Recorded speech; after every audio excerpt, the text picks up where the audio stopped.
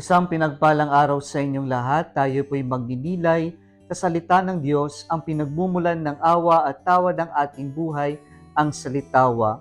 We are now on the 14th Sunday in Ordinary Time. Mga kapatid, huwag po natin kakalimutang magdasal at magsimba. Kung tatanungin ko po kayo, ano ang gusto niyong unang marinig, ang good news o ang bad news?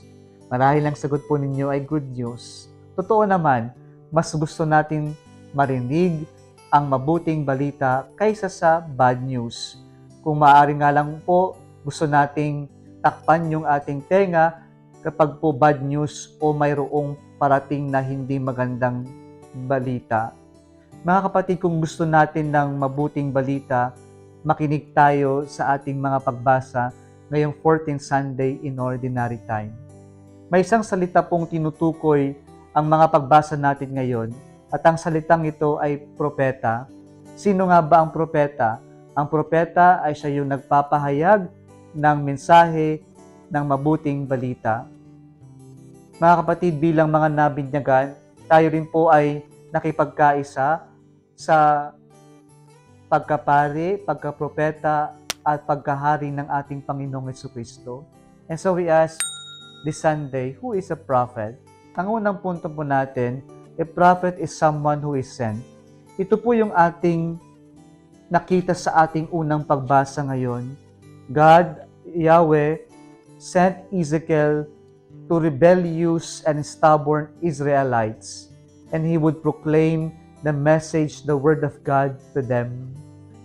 At ito po yung role natin bilang mga propeta, hindi lamang po ang mga obispo, kami mga pare o mga religious ang isinusugod ng Diyos, pero lahat tayo ay ipinapadala ng Diyos para ipahayag ang mabuting balita. At kahit minsan sa ating pagbimisyon o pagdadala ng mensahe ng Diyos, may mga hindi tatanggap sa atin, may mga makakaaway tayo o magiging kaaway natin. Pero sana wag tayong mapanghinaan ng loob, sapagkat tayo lamang ay isinugo ng Diyos, hindi para dalhin ang ating sarili, ang ating kwento, pero dalhin ang mensahe ng Diyos para sa ating kapwa-tao. Kaya wag po tayong matakot, wag po tayong mapanghinaan ng loob. We're just being sent by the Lord to bring His message, His good news to other people. And so a prophet is someone who is sent. Pangalawa po, a prophet is someone who speaks. Kaya po ang propeta is the mouthpiece of God. He is the spokesperson of the Lord. He speaks on behalf of God. Kaya po mahalaga na sa ating role bilang propeta, ipinapahayag natin kung ano lamang ang mensahe ng Diyos. Hindi tungkol sa atin ito, pero tungkol sa nais iparating ng Diyos sa ating kapwa-tao. Kahit na mahirap, kahit na maraming tutulig sa atin, kahit maraming aayaw sa atin, kahit marami tayong magiging kaaway, ang importante, ipinapahayag natin kung ano ang totoo, ang mensahe ng Diyos. And so, nakakalungkot po, minsan, sasabihin nila parang wala nang nakikinig sa simbahan, lalo na pagkapag po may tinututulan ng simbahan at tila nananalo po yung tinututulan ng simbahan, parang ang tingin nila wala nang say ang simbahan. But my dear brothers and sisters, when the church says no, it only means the church is saying yes to God's will, to God's plan. For example, when the church says no to abortion, it is simply because the church is saying yes to life. When the church says no to same-sex marriage, it is simply because the church is saying yes to the original plan of God, that marriage is intended for man and woman.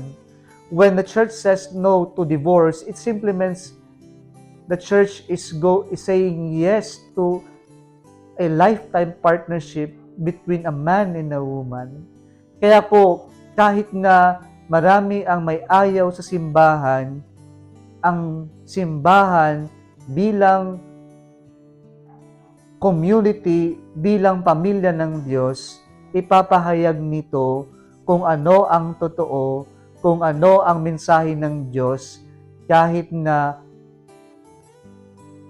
ah, kahit na ituligsa siya, kahit na siraan siya, kahit na marami ang umayaw sa kanya, ang importante, ang simbahan ipinapahayag dito ang mensahe ng Diyos, ang mabuting balita.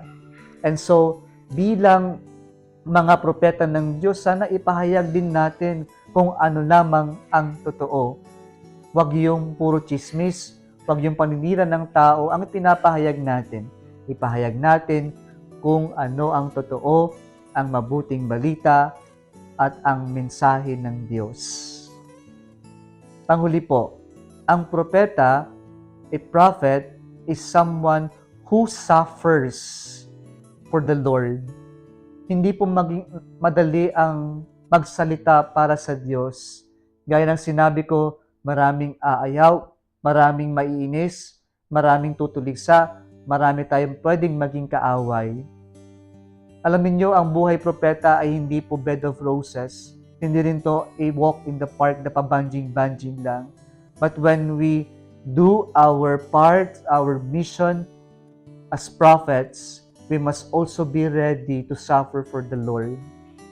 Maski nga po ang ating Panginoong Jesucristo, sinabi niya sa ating ebanghelyo ngayon, prophets are despised only in their own country, among their relatives, and in their own family. Maski ang Diyos, sabi niya, ang propeta ay tinatanggap maliban sa kanyang sariling bayan, ng kanyang mga kaanak at kapamilya. Ganon din po ang naging problema ni Ezekiel. Pinapadala siya ng Diyos, isinusugo siya ng Diyos sa stubborn and religious Israelites. At sabi niya, yung kanyang suffering, he must be ready na hindi siya pwedeng na pakinggan or hindi siya pwedeng pakinggan or ito ay pwedeng marami ang aayaw sa kanya. Ganon din po sa ating ikalawang pagbasa ngayon. St. Paul is telling in our gospel today about his thorn in the flesh. And he even begged the Lord to remove this thorn 3 times. But the Lord said to me, no. Said to St. Paul, my grace is enough for you. It is in weakness that power reaches perfection. Kaya po napakahalaga na malinaw sa atin that when we do our part as prophets of the Lord, when we bring the message of God, the good news, then we must also be ready to suffer for the Lord. At ito pinapaalala sa atin ni St. Paul that we must be humble enough and we should rely on the power of God, not on our power sa ating pagpapahayag, sa ating limitations, sa ating mga pwedeng kaharapin sa ating pagpapahayag ng mabuting balita.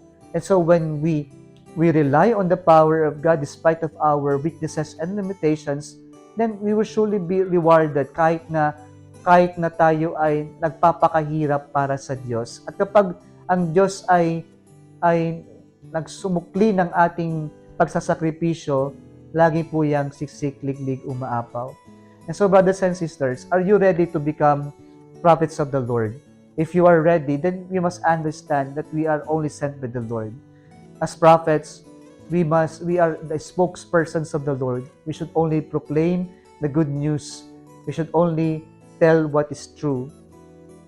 And finally, when we take on our mission as prophets, then we must always be ready to suffer for the Lord. Kung nagustuhan mo ang video na ito, huwag kalimutang i-like, i-share at mag-subscribe sa Salitaw Facebook page and YouTube channel. Muli isang pinagpalang araw sa inyong lahat.